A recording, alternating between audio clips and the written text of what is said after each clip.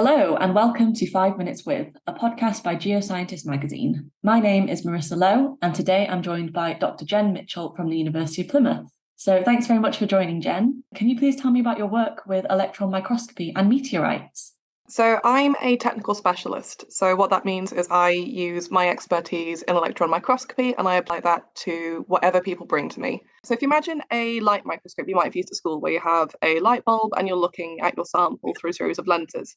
Electron microscopy you can think of in a similar way, but instead of using a light bulb, we're using a high-powered beam of electrons. We could be using anywhere up to sort of 5,000 volts, 30,000 volts, depending on what the sort of sample is. And what that does, it means we can look at things that are much, much smaller, but we can add in some extra things. So we can have detectors that tell us what the composition is at different points, have detectors telling us what angle things are pointing in. So it's a really, really versatile tool that we can apply to basically every field of science. As long as it is solid and you don't want it alive by the end of it, you can put it in an electron microscope and you'll learn something about it.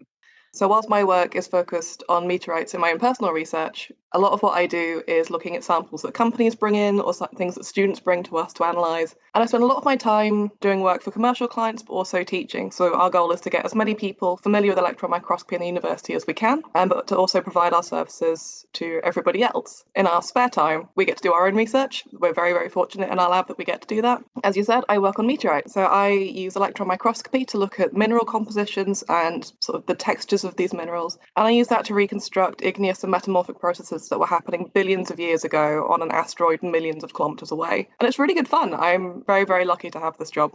Fantastic. Can you please tell me about your project Microscopy Live?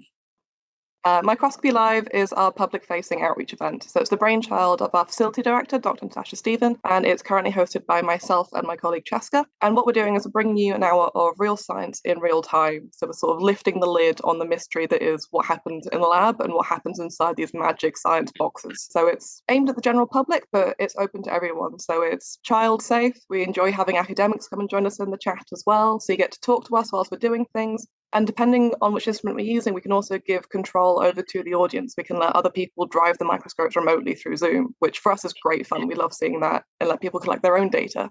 So it's the last Friday of every other month. So we will be doing November, January, March this year. And the goal is to try and look at as many different things as possible. So we've done everything from meteorites to pet hair to ice cream. And we're going to be looking at fungus. And we're trying to cover as many things as possible and just sort of have fun with it.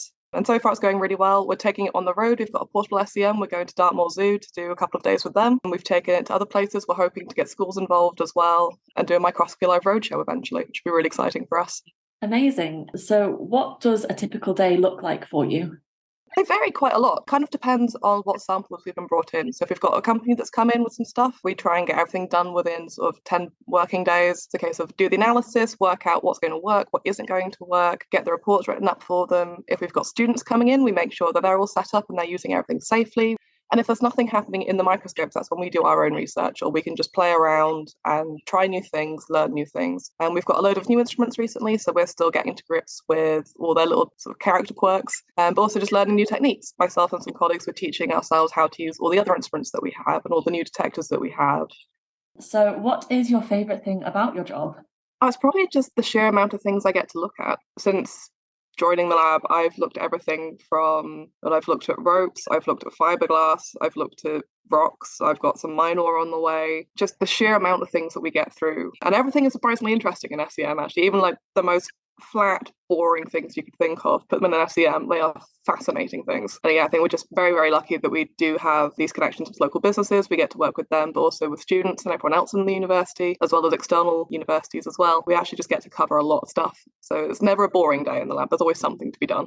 And finally, what advice would you give to someone hoping to work in your field? I would say making sure you retain that sort of hunger for knowledge and make sure that you're willing to drive yourself to learn new things and to improve on stuff and collaborate and work with other people. It's very easy to get stuck doing the same thing over and over again. But electron microscopy in particular and working in a technical role, there are so many other people that you're working with and there's so many different facets to it that I think just sticking to one thing would be very self-limiting. And it's fun. It's really good fun. So I think as long as you enjoy it and you can find that little part of it that you really, really love and then just drive yourself towards that, I think that's the best thing you can do.